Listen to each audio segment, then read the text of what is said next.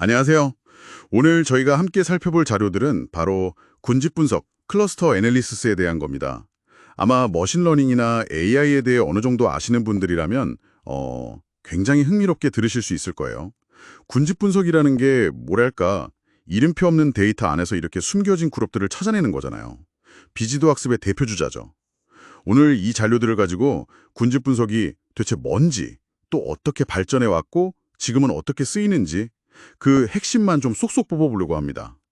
어쩌면 여러분도 모르는 사이에 이미 군집 분석 결과를 접하고 계셨을지도 몰라요. 자, 그럼 바로 한번 시작해 볼까요? 우선 군집 분석이 정확히 뭐냐? 이거부터 좀 짚어보죠. 간단히 말하면 데이터들을 비슷한 특징끼리 알아서 묶어주는 기술, 맞죠? 네, 맞습니다. 어떤 미리 정해진 답, 그러니까 레이블이 없어도 데이터 자체의 구조를 보고 그룹을 찾아내는 거예요. 아, 스스로요? 네, 핵심 원칙은 그거죠. 같은 그룹 안에서는 최대한 비슷하게, 그리고 다른 그룹과는 최대한 다르게. 동질성이랑 이질성 원칙 말씀이시군요. 맞아요. 그 두 가지를 동시에 최적화하는 거죠. 근데 이게 되게 재밌는 게 자료를 보니까 시작이 1932년 인류학 연구래요. 아, 네네, 맞아요. 저도 그 부분 봤는데 해롤드 드라이버랑 엘프레드 크로버, 이분들이 처음 시도했다고 나오더라고요. 와, 생각보다 정말 오래됐네요. 그렇죠. 그 이후에 이제 컴퓨터 과학이나 마케팅, 다양한 분야로 퍼져나가면서 특히 90년대 들어서 빅데이터 시대가 오고 또 머신러닝 기술이 막 발전하면서 훨씬 더 강력해진 거죠. 그 발전의 핵심에는 뭐가 있었을까요? 결국 군집 분석의 가장 중요한 부분은 데이터들 사이에 얼마나 비슷하냐, 즉 유사성, 혹은 반대로 얼마나 머냐, 거리를 어떻게 정의하고 잴 거냐에 있어요. 네. 이걸 기반으로 데이터를 이제 그룹으로 묶는 여러 알고리즘들이 나온 거고요. 알고리즘이요? 어떤 것들이 좀 대표적인가요? 제일 유명한 건 역시 K평균, K-민스죠? 아, K평균 들어봤어요. 네, 이건 사용자가 미리 그룹 개수, K를 딱 정해주면 알고리즘이 그 개수에 맞춰서 데이터 중심점을 계속 옮겨가면서 그룹을 만들어요. 아마 스크랄란 같은 라이브러리 써보셨으면 그 N-클러스터스 파라미터, 네, 그게 바로 이 K를 정하는 부분이죠. 아하, 네네.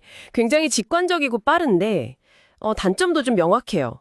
자료에서도 나오지만 군집 모양이 꼭 동그랗지 않으면 잘 못 찾거든요. 아, 그런 한계가 있군요.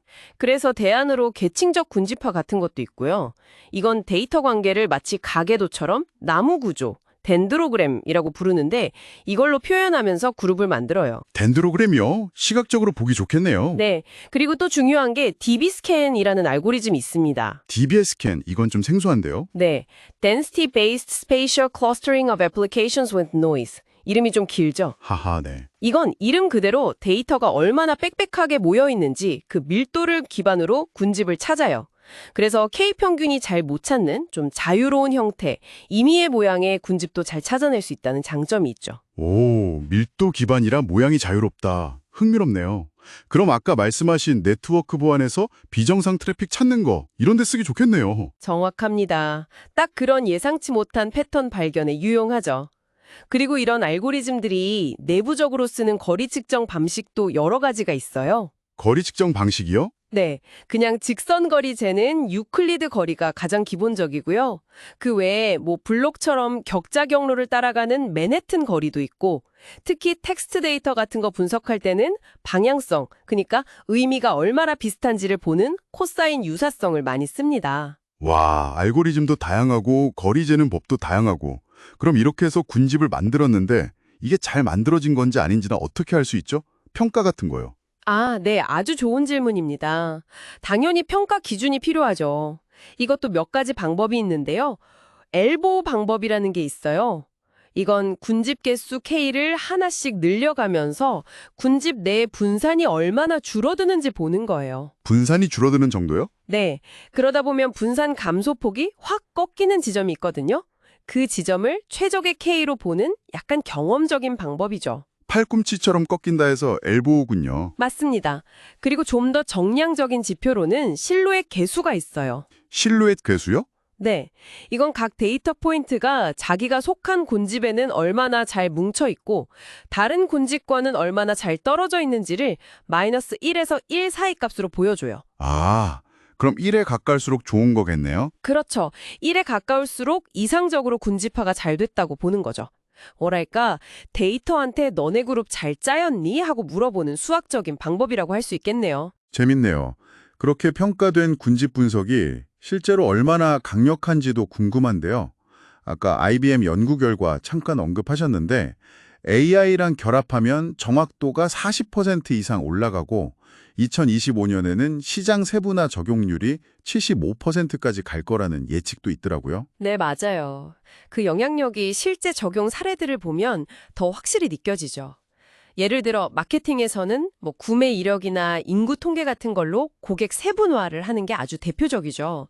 이걸로 맞춤 전략을 짜는 거고요. 아, 맞아요. 타겟 마케팅 같은 거. 네. 그리고 의료 분야에서도 유전체 데이터 분석해서 예전엔 몰랐던 암의 새로운 A형, 서브타입을 발견하기도 하고요. 와, 암 A형 발견에도 쓰이는군요. 네. 또 네트워크 보안에서는 비정상적인 트래픽 패턴을 보이는 애들만 따로 묶어서 사이버 공격을 탐지하는 데도 쓰고 있고요. 정말 다양해요.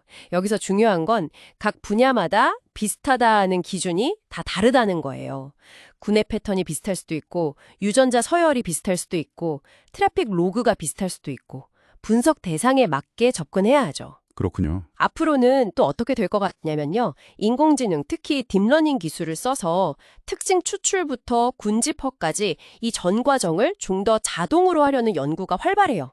그리고 실시간으로 막 쏟아지는 데이터 있잖아요. 스트리밍 데이터.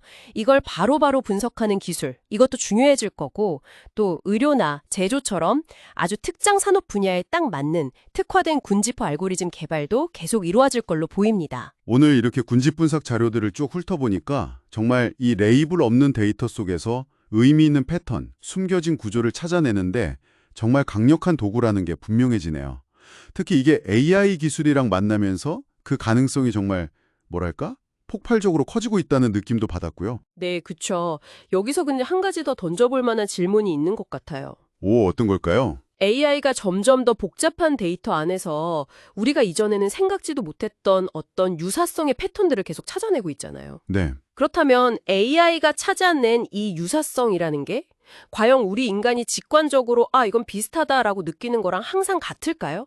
어쩌면 AI 때문에 우리가 세상을 이해하고 분류하는 방식 자체가 우리가 전혀 예상치 못한 방향으로 좀 바뀌게 되지는 않을까? 이런 생각도 좀 해볼 수 있을 것 같아요. 와, AI가 정의하는 유사성. 정말 흥미로운 질문인데요. 깊이 생각해 볼 만한 지점인 것 같습니다. 오늘 저희와 함께 이 흥미로운 자료들 같이 탐색해 주셔서 정말 감사합니다.